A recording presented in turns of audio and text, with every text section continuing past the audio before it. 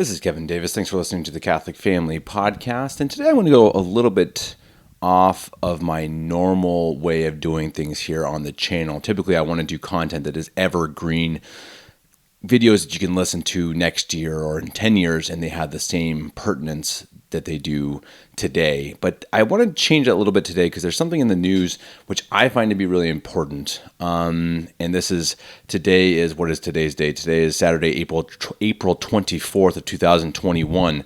And the news is regarding Carlo Maria Vigano. Now, the modern church knows him as Archbishop Carlo Maria Vigano. We have serious doubts about his consecration to a bishopric, but I believe that Novus Ordo Watch and the folks over there have said that they do believe he was validly ordained to the priesthood, so I think we could call him Father Carlo Maria Vigano. Now, Vigano, I'm sure most people listening to this know him to be pretty outstanding in terms of conservative topics, I suppose. I mean, he was in support of some of the things that Donald Trump did in terms of being against abortion and being pro-life, etc. And he's come out with many letters regarding the spiritual battle going on in the world. He's really at the forefront of the battle of the conservative Novus Ordo Catholics and even conservative culture in a way. And that, to me, is obviously important. I think he said a lot of good things, but for us as Sedevacantists, as traditional Catholics, we see that he is still missing several points. He, until recently, has still admitted Bergoglio to be the Pope and the hierarchy to be the hierarchy. And though he says many good things and speaks of words like heresy and apostasy, he has not really taken that leap into saying that Francis Bergoglio and his hierarchy of the church are in apostasy and are a new church. They are not the Catholic Church as handed down to us from Christ himself and through the apostles. And I do want to, though, I want to read. He recently came out with an open letter, and it's regarding the Fifth International Vatican Conference, which was, I believe, scheduled for June in the Vatican, and he's going to talk about that. It's regarding health concerns, I guess, COVID, but Vigano really goes deeper into the matter and not just concerning his opinions on the crisis, but also considering his opinions on the state of the church itself. And to me, it's worth reading and it's worth discussing, even though, again, this channel is usually for evergreen content. Today, I do want to talk about what's actually kind of in the news, because I think it's really important that I believe Father Vigano is implying, at least, that he is a Sedevacantist, at least in terms of admitting that Bergoglio is not the Pope. And I think that he and others among his ilk, I suppose, and people who are in high places where many conservative Novus Ordo Catholics follow their lead, I think we desperately need to pray for them that they find the truth and find that last step and take that last step in realizing the truth that the Novus Ordo Church is an apostasy and is a new church and not the Catholic Church, and has not been since 1962 and since the death of Pope Pius XII in 1958. So without further ado, I'm going to read the entire letter. I think it's very interesting. I'm finding this at patrickcoffin.media. That's Patrick with a C and a K, coffin, like the thing you're buried in, .media. I will attach that link to this video as well if you want to go read it at patrickcoffin.media. Here is the letter from Father Carlo Maria Vigano. From May 6th to the 8th, 2021, the Fifth International Vatican Conference will take place, entitled, quote, Exploring the Mind, Body, and Soul, Unite to Prevent and Unite to Cure, a global healthcare initiative, how innovation and novel delivery systems improve human health, unquote. The event is being hosted by the Pontifical Council for Culture, the Cura Foundation, the Science and Faith Foundation, and STEM for Life. Michael Haynes of LifeSite News has reported on the topics to be addressed, and the participants, including the infamous Anthony Fauci, whose scandalous conflicts of interest did not prevent him from taking over the management of the pandemic in the United States, Chelsea Clinton, a follower of the Church of Satan and a staunch abortion advocate, the New Age guru Deepak Chopra, Dame Jane Goodall, environmentalist and chimpanzee expert, the CEOs of Pfizer and Moderna, representatives of big tech, and a whole slew of abortionists, Malthusians, and globalists known to the general public.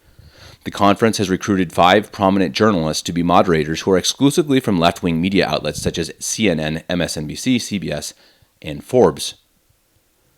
This conference, along with the Council for Inclusive Capitalism of Lynn Forster de Rothschild, the Global Compact on Education, and the Interreligious Pantheon to be held in June in Astana, Kazakhstan, is the umpteenth scandalous confirmation of a disturbing departure of the current hierarchy, and in particular its highest Roman members, from Catholic orthodoxy. The Holy See has deliberately renounced the supernatural mission of the Church, making itself the servant of the New World Order and Masonic globalism in an antichristic counter-magisterium. The same Roman dicasteries occupied by people ideologically aligned with Jorge Maria Bergoglio and protected and promoted by him now continue unrestrained in their implacable work of demolishing faith, morals, ecclesiastical discipline, and monastic and religious life in an effort as vain as it is unprecedented to transform the Bride of Christ into a philanthropic association enslaved to the strong powers. The result is a superimposition over the true church of a sect of heretical and depraved modernists who are intent on legitimizing adultery, sodomy, abortion, euthanasia, idolatry, and any perversion of the intellect and will. The true church is now eclipsed, denied, and discredited by her very pastors, betrayed even by the one who occupies the highest throne. The fact that the deep church has managed to elect its own member so as to carry out this infernal plan in agreement with the deep state is no longer a mere suspicion, but a phenomenon which it is now essential to ask questions about and shed light on. The submission of the Cathedra Veritatis to the interests of the Masonic elite is manifesting itself in all its evidence in the deafening silence of the sacred pastors and in the bewilderment of the people of God who have been abandoned to themselves. Further demonstration of this degenerate libido servendi of the Vatican towards the globalist ideology is the choice of speakers to give testimonials in lectures. Supporters of abortion, of the use of fetal material in research, of demographic decline, of the pansexual LGBT agenda, and, last but not least, of the narrative of COVID and the so-called vaccines. Cardinal Ravasi, the president of the Pontifical Council for Culture, is certainly one of the leading representatives of the deep church and modernist progressivism, as well as an advocate of dialogue with the infamous Masonic sect and a promoter of the famous courtyard of the Gentiles. It is therefore not surprising that included among the organizers of the event is the STEM for Life Foundation, which proudly defines itself as, quote, a non-sectarian, non-partisan, tax-exempt organization focused on creating a movement to accelerate development of cell therapies, unquote. On closer inspection, the sectarianism and partisanship of the Vatican Conference are made evident by the topic it addresses, the conclusions it seeks to draw, its participants, and its sponsors. Even the image chosen to promote the conference is extremely eloquent. A close-up of Michelangelo's fresco of creation on the Sistine Chapel ceiling, in which the hand of God the Father reaches out towards the hand of Adam, but with both hands covered by disposable surgical gloves, recalling the regulations of the new, quote, health liturgy, unquote, and implying that even the Lord himself might spread the virus. In this sacrilegious representation, the order of creation is subverted into therapeutic anti-creation, in which man saves himself and becomes the mad author of his own health redemption. Instead of the purifying laver of baptism, the COVID religion proposes the vaccine, the bearer of disabilities and death, as the only means of salvation. Instead of faith in the revelation of God, we find superstition and the irrational assent to precepts that have nothing scientific about them, with rites and liturgies that mimic true religion in a sacrilegious parody.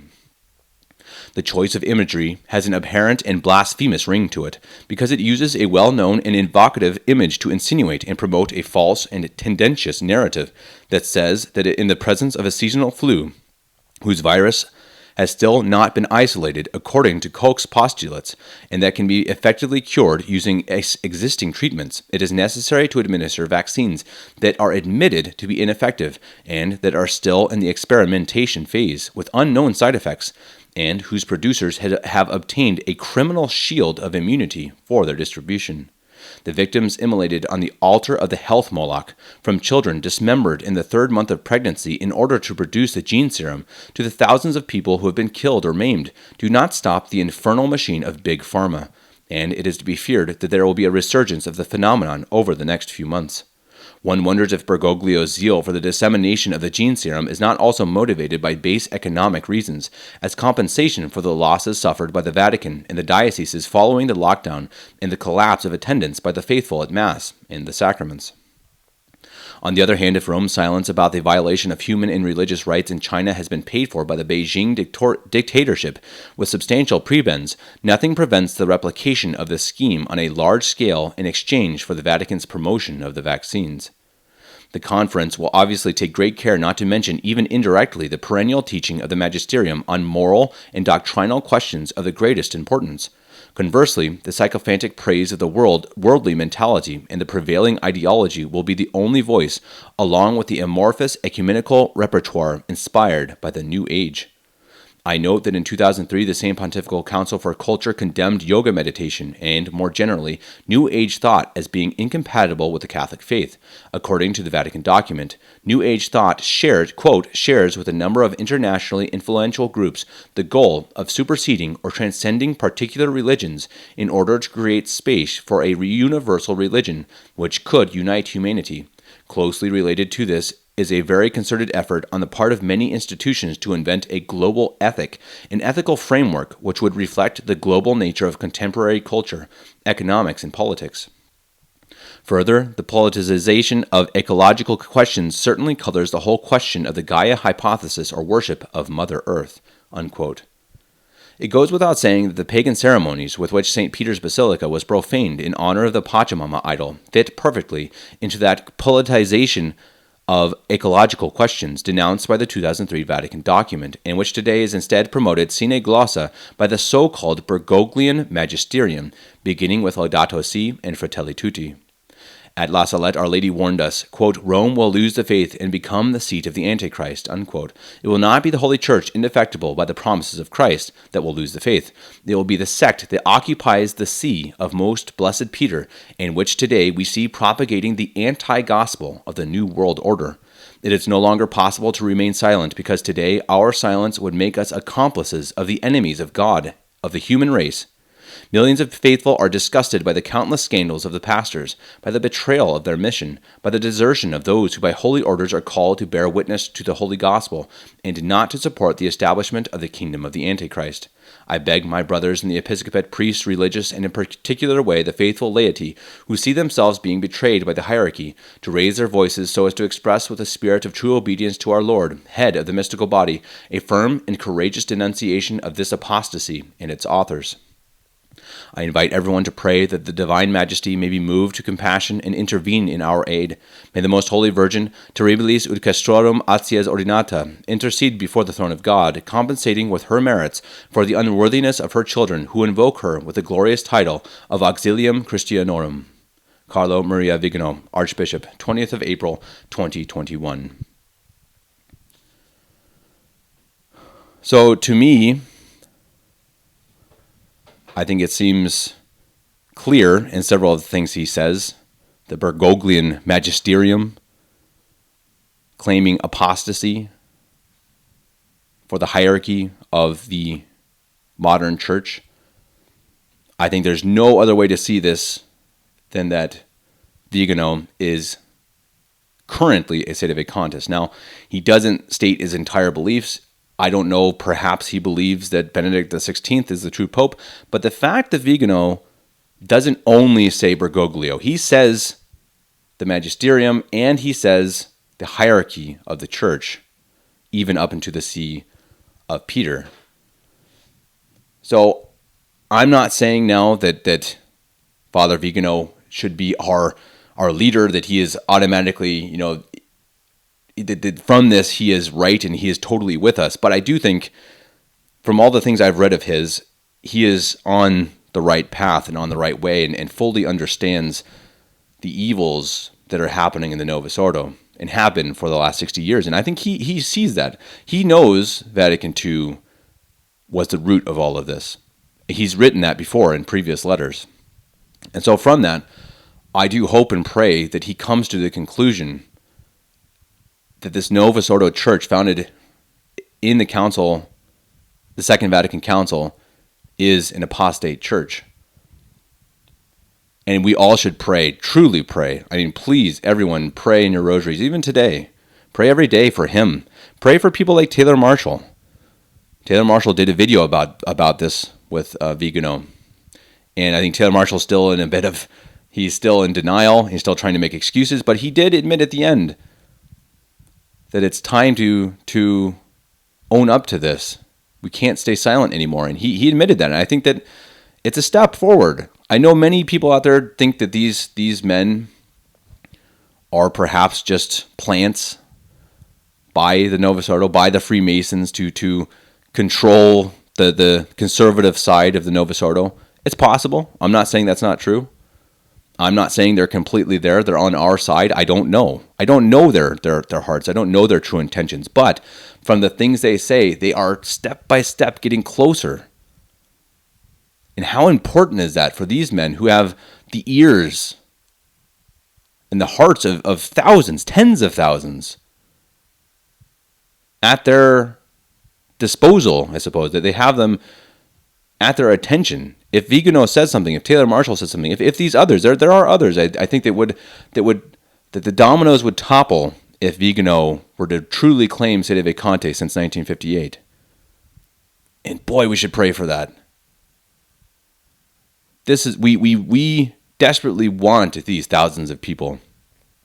We desperately want Vigano, Taylor Marshall. Heck, we desperately want Bergoglio. Now, that's obviously less likely, but I'm sure everyone listening to this does pray, but I think we should even up those prayers for these men to see that truth and see that the true faith does survive.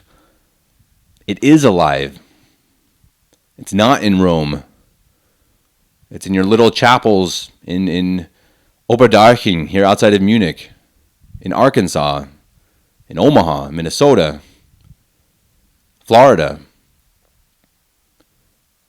And perhaps if these big pieces were to fall to the truth, we don't even need to call ourselves Sedevacantists anymore necessarily. We're traditional Catholics who believe at the moment the see is vacant. Yes, so we are Sedevacantists. We are traditional Catholics. We have to remember that. We are the ones who follow the true teachings of Christ and his church for 2,000 years. And let's pray and hope that Father Vigano, Taylor Marshall, and others find that truth and find it soon and bring their many followers over with them. God bless.